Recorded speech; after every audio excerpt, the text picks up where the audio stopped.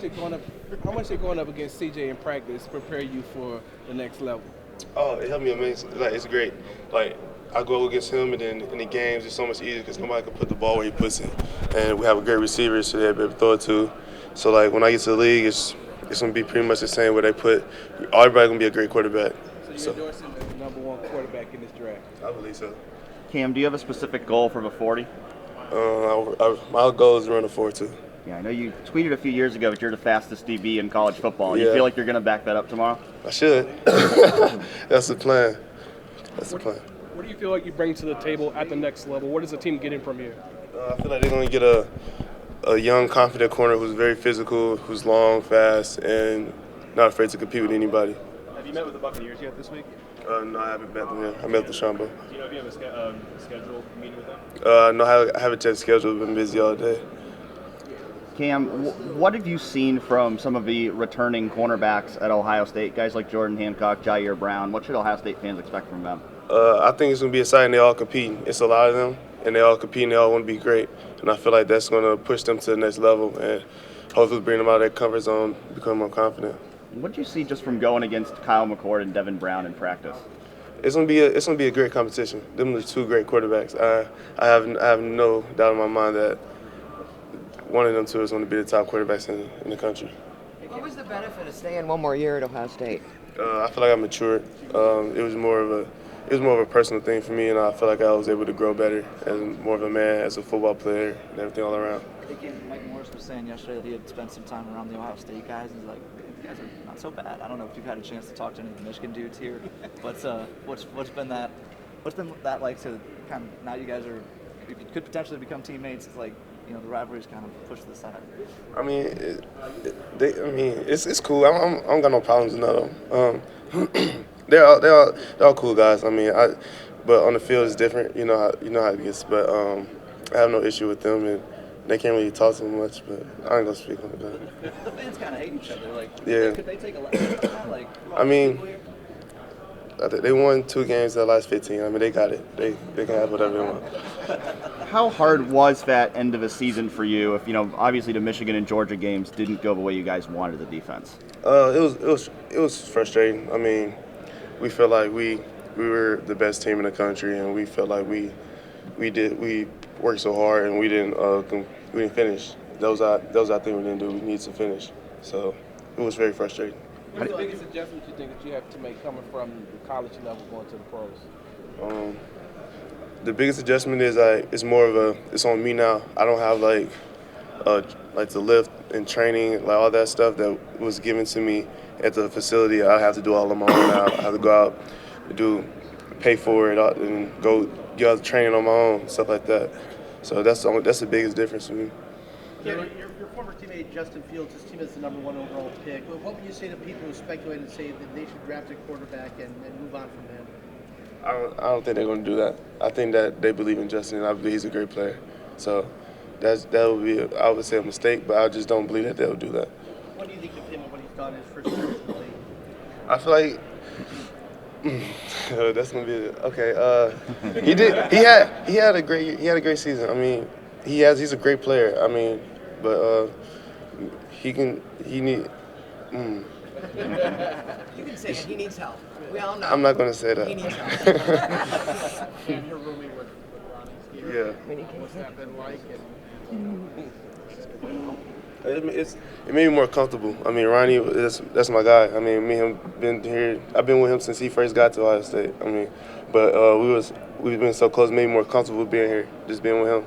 His production in terms of stats down as a senior, some of that was the improvements in defense. Generally, what would you say about his season and him as a prospect? He's a great player. I mean, he switched from one position where he used to tackle a lot and being more in the mix to more being in the post. He was more just being a protector more than anything. So, go ahead. No, you go ahead. I was just going to ask you, who's been your biggest supporter throughout this entire process? Of course, my parents, my agent, Austin. I get Austin Wood. He's been there. He's been every step of me.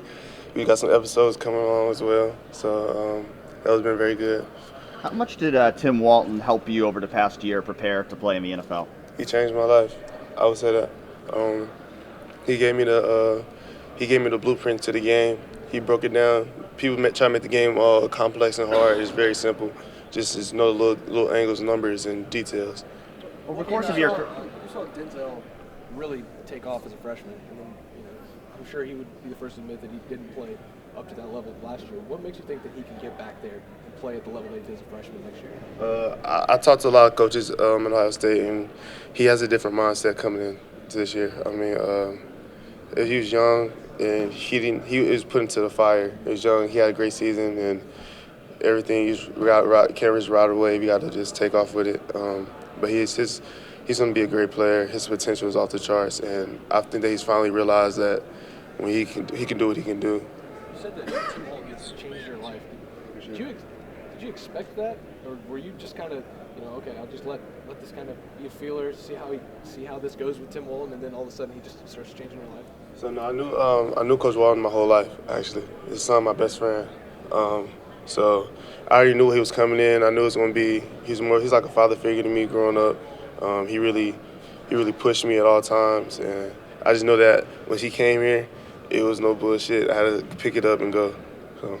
Over the course of your career at Ohio State, you played for Jeff Hafley, Kerry Combs, Tim Walton. I mean, those guys all had NFL experience. How much did that help you prepare for this level to have coaches who had already been at this level? It helped a lot. They gave me the mindset of an NFL player. Like most college coaches try to just teach certain things, but they showed me the more detailed part of the game. It's not all on your athletic ability. Because when you get to NFL, everybody's talented, everybody's athletic. It's all about what are you going to do with it. So. During your time at Ohio State as an NFL receiver? Jackson's an electric player. He can change the game. He can do everything. I mean, I don't really know one thing he can't do. You sustained an Achilles injury, tear, a couple of years ago, and came into the season and performed well. You carried that over into the Shrine Bowl, where you had his standout practices. How do you feel about where you're at physically, and what are you trying to show the NFL in that respect? Man, physically, I feel amazing.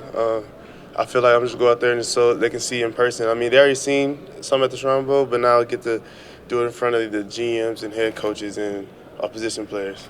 During your time at Ohio State, good receivers, who was the toughest to cover in practice? All of them great in their own way. I mean, Chris fast, smooth. He's very deceptive. You play off, it's gonna be a long day.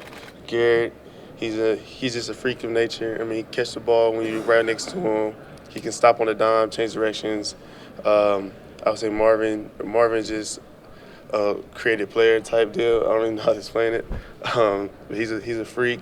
Jackson, he's quick and elusive. You try to take one step and he's faster than people think. What did you think of Garrett's rookie year? It's amazing. I mean, Chris and Garrett had both amazing years. Them two was competing for Offensive Player of the Year. I mean, it just shows that Ohio State receiver I guess now. How important is it that the quarterback have an impact, I guess, as a leader kind of throughout the whole roster? And what impression of that did you get from Kyle and Devin? Them two, I feel like they learned a lot from CJ. CJ is a great leader on the whole team, on offense and defense. If our defense having a bad day, even though he's doing good against us, he's going to get on us and make sure that we figure it out. Because at the end of the day, we're all the team. And offense the same way. Yeah, and I feel like those two learn from CJ, and I feel like they're going to just take the next step and be more vocal as leaders. Cam, if you're to expect year two under Jim Knowles to be different from the defense in year one? That defense is, when you first learn, it's very hard, it's very challenging, and once you get the hang of it, everything is rolling, and it's going to be an exciting defense. Cam, I gotta go. I'm sorry. Cam, if you're to brag about your, sorry. I appreciate it. I gotta go. I'm sorry. Okay. Thank you, guys. Thank you.